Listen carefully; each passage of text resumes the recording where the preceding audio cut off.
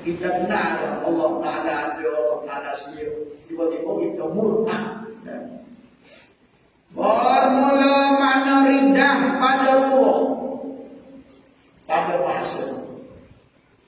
Bermula makna riddah pada ruh, yakni pada bahasa, ialah rujuk. Artinya rujuk kembali daripada sesuatu. Itu dari segi bahasa. Kembali pada suatu mana, ibarat kata dia ni begini. Pergi sampai Kota Baru. Lepas tu dia balik. Tanah. Dia balik. Itu ada riddah dari segi bahasa kembali. Dia sampai dari Kota Baru, balik pulau. Atau jangan balik, ada sana. Nah, tempat yang istimewa. Nak pandangnya dekat pun sudah kepada baik dia tumpah. Dan mana ridha pada syarak, ini pada sisi Allah dan Rasul. Ialah makna ridha itu qat'ul Islam. Artinya memutuskan Islam. Qat'ul Islam putus. Tak nak Islam. Nak masuk Yahudi, nak masuk Kristian. Na'udzubillah. Nak orang yang Islam masuk kontak. Dia menyesal sampai menyesal. Bila dia mati. Pasal dia di tempat yang terbaik agama Islam. Tiba-tiba dia terjun masuk ke dalam najis kotoran. Dia menyesal. Allah minta nyesal lagi bila mati. Bila mati dia katanya marabbuka, siapa Tuhan kau? Sedangkan dia tak percaya kepada Allah. Dia jawab. Kita oleh sudah marabbuka, Allahu Rabbi. Orang non-Muslim dia jawab. Asal dia tak percaya. Ini kau buat. Siapa Nabi kau? Dia jawab. Dia tak percaya pada Muhammad. Jadi memutus Islam. Islam yang begitu indah, begitu cantik, dia putus.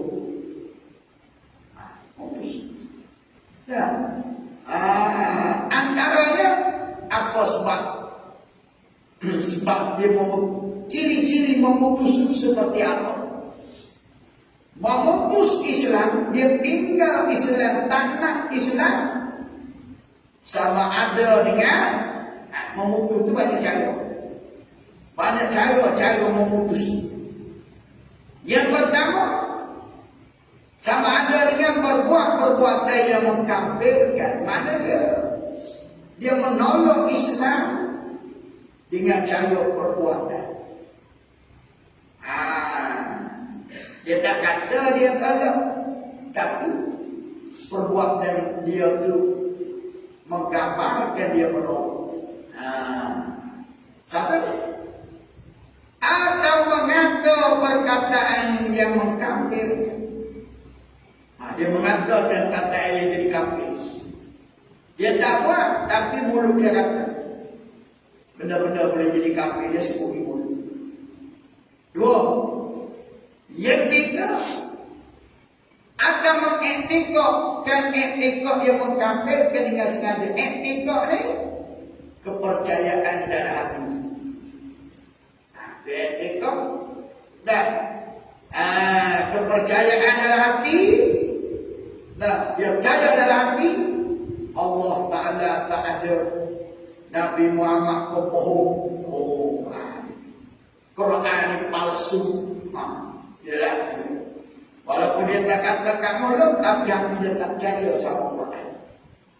Hati dia tak percaya sama Allah. Benar. Yang kedua, atau dengan bersenda-senda gurau. Senda-senda. Dia buat senda-senda. Dia senda-sendakan Allah, senda-sendakan Nabi. Dia main-main. Dia senda-senda ke Allah. Dia mau senda-senda ke Nabi, senda-senda ke Al-Quran. Dia kata Al-Quran ni sama je dengan surah Taubah. Itu senda-senda. Nah, atau yang kelima dengan bantah. Maknanya orang ni boleh utus Islam dengan sebab dia bantah.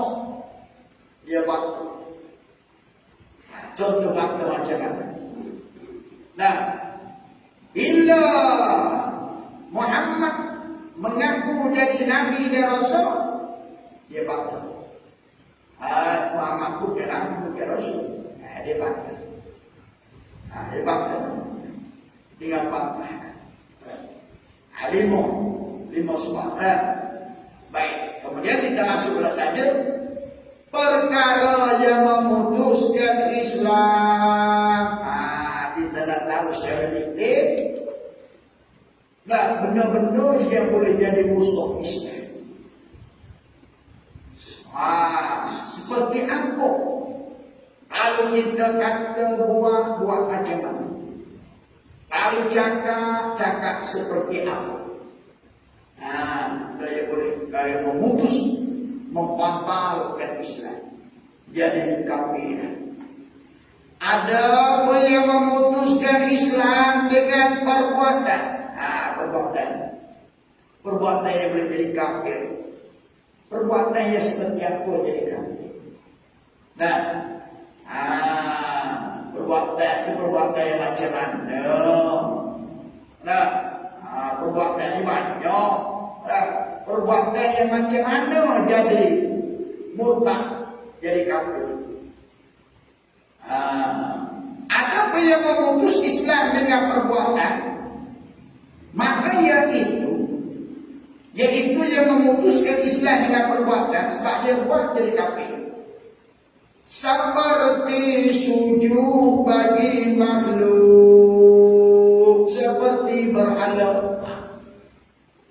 Murtad. Jangan sekali-kali kita sujud kepada makhluk. Yang kita boleh sujud hanya kepada Allah Subhanahu wa Ta'ala. Tak boleh sujud sesama makhluk. Hatta kepada Nabi pun kita tak boleh sujud. Nabi dan Rasul pun kita tak boleh sujud. Tak boleh sujud pada tubuh, tak boleh sujud pada ustaz, tak boleh sujud pada sesiapa. Pada ibu bapa pun kita tak boleh sujud. Yang boleh sujud hanya kepada Allah. Lebih baik kita sujud pada makhluk. Contoh yang paling sahihnya seperti orang sujud pada berhala. Perbuatan. Bila kita sujud kepada patung berhala, maka rusak lain. Matahari semua matahari. Ada semua matahari. Ada ini orang majusi. Apa ni mana? Ada orang semua matahari. Majusi semua dia. Ada golongan manusia kat dunia tu. Dia semua matahari. Tuhan dia matahari. Dan bulan, ada apa? Semua bulan. Dah lain. Tak boleh. Maka murah yang dikandaki daripada sujud itu apa kemudian? Nah, Syekh Asy'ab Al-Banjari beri pencerahan bila semua kata sujud tu bagaimana bentuk? Bentuk sujud itu macam mana? Yaitu sujud menghantarkan dahi ke bumi. Kalau kita sujud ke saya, kita sujud ke mayat, dahi letak atas jalan. Aku sujud. Jadi kita sujud pada patung berhala dengan meletakkan dahi di atas bumi, aku pulang.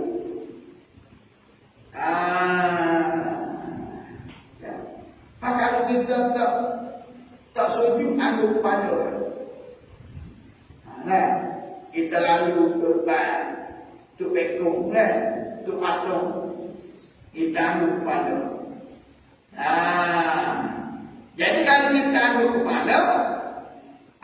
maka kembali pada niat kita. Kalau kita menganggukkan kepala dengan niat sujud, bersujud banyak orang. Kalau orang semaya ada apa? Orang dekat visinya sujud dan mana? Dia tunduk belakang saja, pakai tali terumpau, sujud juga. Maka dia ada dari belakang tu, dia tunduk sikit, dia tunduk bau dia dengan niat sujud, dengan niat sempur. Sempur sujud tabung indah. Bedanya sujud dan meletok daya tabung. Dan seperti ayat 2, perbuatannya boleh jadi kufur. Seperti menghampirkan diri bagi makhluk dengan menyembelih kambing umpamanya dengan nama makhluk, dengan namanya makhluk, macam mana? Sebelah binatang dengan nama makhluk. Contohnya, dia sebelah kambing dengan nama hantu rayu. Dia kambing dengan kanatu, nak jamu hatu.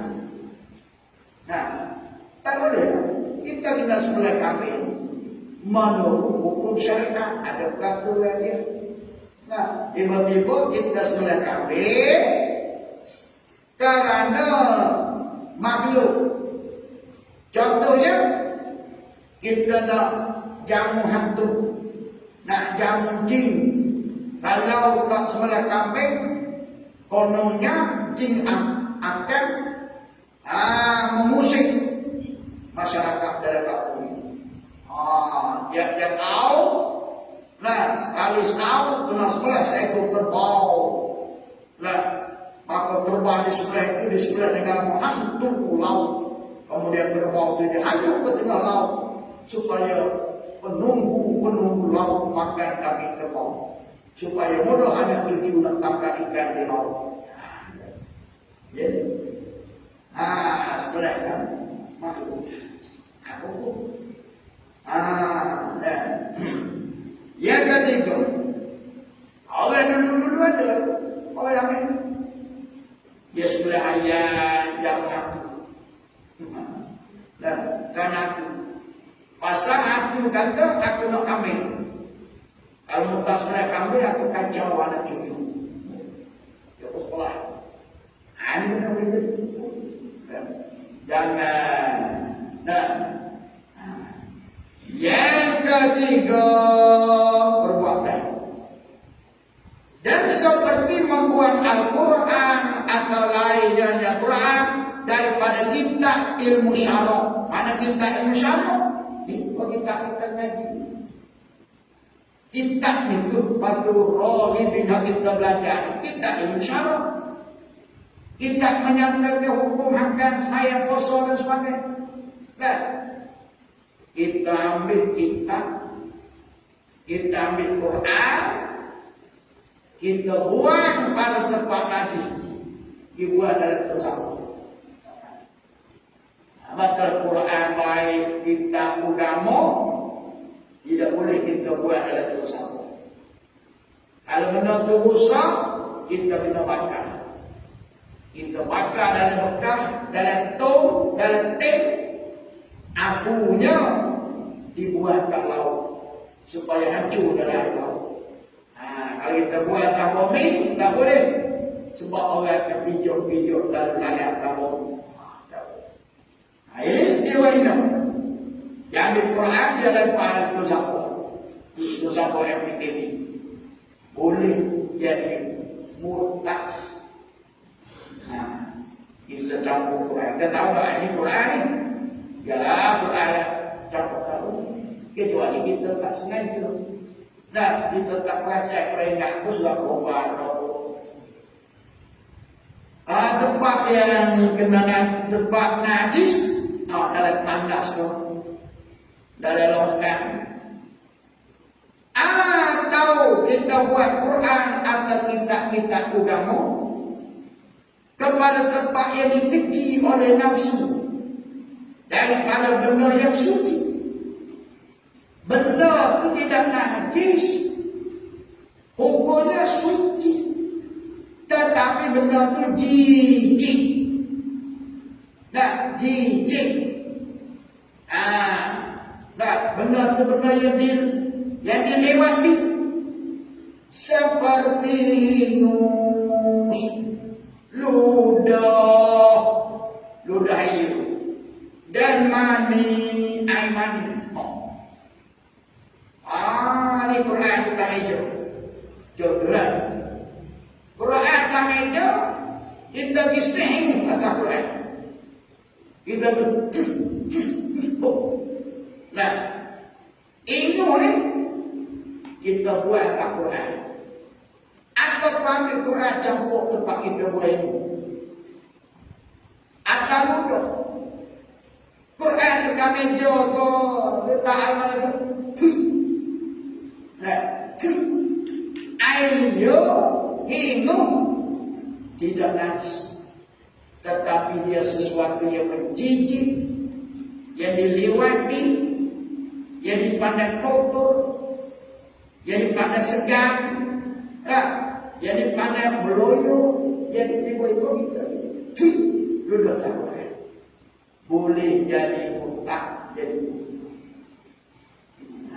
dan mani, air mani. Nah, kita wassalam air mani. Wassalam kuat. Bila wassalam, kita baca Al-Quran. Nah, kita baca. Nah, kita buat air mani Al-Quran. Maka kita menghina Al-Quran. Walaupun air mani itu tidak najis. Air mani itu kalau kena kat kain, kat suar, boleh bawa sembahyang. Tetapi benda itu jijik. Tak boleh. Kita buat Quran, buat kitab, diluduh atau Quran atau kitab, boleh menjadi rijal, jadi bongkar. Atau membuat fatwa ulama syarak. Ilmu syarak. Membuat fatwa ilmu syarak. Ini boleh jadi mukmin. Membuat kita campur fatwa ilmu syarak. Buat ke mana? Ke bobi bagi terjalan. Cuba buat Quran, ambil Quran untuk tanah. Membuat fatwa ilmu syarak ke bobi dengan diperhidupkannya fatwa ini keputusan hukum. Seperti dikat contoh, dan Allah bagi satu kertas dan contoh, dan satu kertas fatwa Majlis Agama Islam Kelantan. Dan setiap Muslim wajib bayar zakat fitrah. Dia panggil dan fatwa apa ni? Dia apa? Dan dia buat tentang dia hijau. Fatwa apa? Bukan fatwa. Itu fatwa Majlis Agama Islam. Fatwa. Putuskan ulama mengatakan zakat fitrah 7 ringgit. Ayat fatwa apa? Bukan fatwa. Dia pun campur tahun dia hijau. Ataupun tak hijau. Maka itu dia panggil. Nah, dia sedang fatwa apa ini? Dia main-main. Nah, amal boleh jadi murtad. Ulama nak menjatuhkan fatwa satu hukum. Bukan main berempat pulas memikir dengan dalilnya, dengan ayatnya. Tiba-tiba kita bersendah-sendah. Maka barang siapa memperbuat satu perbuatan daripada segala perbuatan ini, mana? Sujud pada patung berhala, atau pada hantu, atau pada pokok kayu, Kononnya pokok ini ada penunggu. Sujud pada matahari, pada bulan. Ataupun menyembelih binatang dengan nama hantu, dengan nama jin, dengan nama syaitan, dengan nama toyol. Ataupun seperti mencampur Quran di tempat kotor. Quran kalau mainan. Jangan kita letak sesuatu atas Quran. Jangan. Tak boleh. Jangan letak. Benar. Kalau letak no. Biar Quran dia latah. Bukan benda lah. Nak letak raha atas Quran. Tak boleh. Bila Quran dia raha. Walaupun raha itu kita tutup, Quran kita tutup, dia bukan binatang. Ataupun selain pada itu, cumi mantau pun dari itu tak boleh. Ada binatang. Kata masyarakat kita, dia baca Quran sudah buka cumi mantau tak Quran. Tak boleh. Tak boleh. Jangan haram. Kalau kita niat menghina, jadi kubur. Jangan tak pernah. Tak terakhir. Kadang-kadang orang tak perhatian Quran. Silap-silap kotak okok tak Quran. Oleh syak okok. Jangan tak okok atas Quran. Lagilah tak pernah sambung. Silap-silap tak kasih buku tak Quran. Jangan main tak boleh. Dan membuat fatwa tadi. Fatwa ulama. Nak menentukan sembahyang 5 kali sehari. Nak menentukan puasa di bulan Ramadan. Nak menentukan sembahyang lagu mana. Bukan main itu. Kalau kita tak ikut fatwa ulama, macam mana kita nak sembahyang? Batu yang sebut oleh Quran. Wa aqimus shalah, qul aqimus shalah. Diri ke sembahyang. Maya apa? Kau sembahyang dia mencaca. Benar maya. Maka situlah perlu fatwa ulama. Maksud diri ke sembahyang ini dia beli. Bisa ada sampai beli. Baca ayat sampai beli.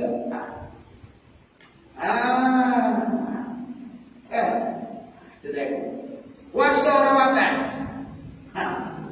Buku berapa puasa? Jam berapa? Maka situlah peranan ulama untuk menentukan bila start puasa, bila boleh buku. Lupa tua kan? Tiba-tiba kita main-main. Kan? Itu yang disebut dalam Quran. Semayang sendirilah semayang. Dia tidak disebut dalam Quran. Semayang zuhur rakaat, semayang syukur 2 rakaat. Dia tak ada sebut itu dalam Quran. Dia sebut semayang. Apa maksud semayang macam mana? Itulah perlu fatwa ulama. Dan ulama warasatul anbiya, ambil pada Nabi. Jadi maka siapa perbuat salah satu perbuatan ini, jadi ia barang siapa menjadi kafir, jadi murtad. Alhamdulillah. Salahnya mati tak sempat mengucap. Mati dalam kubur, tak boleh sembahyang jenazah. Terbatal ekor kahwin, tak boleh tanah kubur Islam, bagi tanah dijerat kubur Kristian. Dan barang siapa rokok bagi makhluk rokok marok, maka tiada jadi kafir. Kalau rokok saja lakukan. Rokok saya, tunduk. Kalau kata sujud, dahi ini nampaknya, dapat kita tunduk macam rokok. Maka tiada jadi kafir lagi kalau setakat rokok, melainkan jika dikosaknya orang yang rokok membesarkan dia ke sesuatu makhluk, membesarkan dia ke makhluk seperti membesarkan Allah. Yang lalu dihadapkan patung berhala, lalu dia tunduk seperti roh. Apa maksud dia? Kalau maksud menghormat, membesar, sebagaimana dia hormat Allah, nak kita rokok kan? Kita rokok. Allah Ta'ala suruh. Kalau kita besar hati dengan niat menghormati patung berhala, maka boleh jadi hukum. Kalau tak kosak, tunduk saja, haram. Dia best. Haram. Dia tunduk umat. Tapi hati dia tidak menganggap patung itu seperti itu. Haram. Tapi kalau sujud, kosak memang jelas. Nah, kalau sujud, kalau dia terbasaku, dia sujud ini memang jelas. Jadi ada pilihannya. Nah, banyak lagi berbuat di sini contoh-contoh. Nah, ada beberapa contoh yang ketara yang kita boleh ambil intibah, yang kita boleh buat perbandingan. Nah, perbuatan yang macam mana yang tidak boleh kita buat kalau kita buat menjadi kalau tak jadi kuku sebuah berharap. Kau berharap tak ada pun dosa itu kalau kuku berharap. Janganlah orang dulu banyak tak ada sebelah ayat belah kerbau balau, kerbau balau ni kulit dia putih. Kulit dia putih nak merah. Ya sebelah kerbau dia hanyutkan di laut supaya hantu laut tidak mengganggu manusia nak mencari ikan ke laut. Sekali setahun dia panggil pujuk pantai, pujuk laut. Kenapa benda itu boleh berlaku sama itu? Tak sekali tak berlaku. Tak itu. Sebab kerana kejahilan. Kerana tradisi semakin masih lagi kuat terbahak dalam hati, walaupun Islam pun tak selalu ayuh mereka. Maka sekarang ini bila Islam semakin kuat, orang tinggal benda-benda keropak. Benda keropak ini. Tak ada pedo, malah kerbau ayuh lakukan, malah pakai akan. Bawa dan ayah kena. Aduh, dan pasal kepercayaan. Islam semakin pas, tapi tradisi orang India, ada lagi. Kita tinggal lagi amalan-amalan keropak. Biar dia tidak Islam. Di kita ni Islam dalam mudah 1400 tahun sudah berlalu. Benda-benda hukum keropak kita kena buat. Yang pertama, walaupun itu sekadar tradisi. Ada pun yang memutuskan Islam dengan perkataan ila akhiri wallahu a'lam.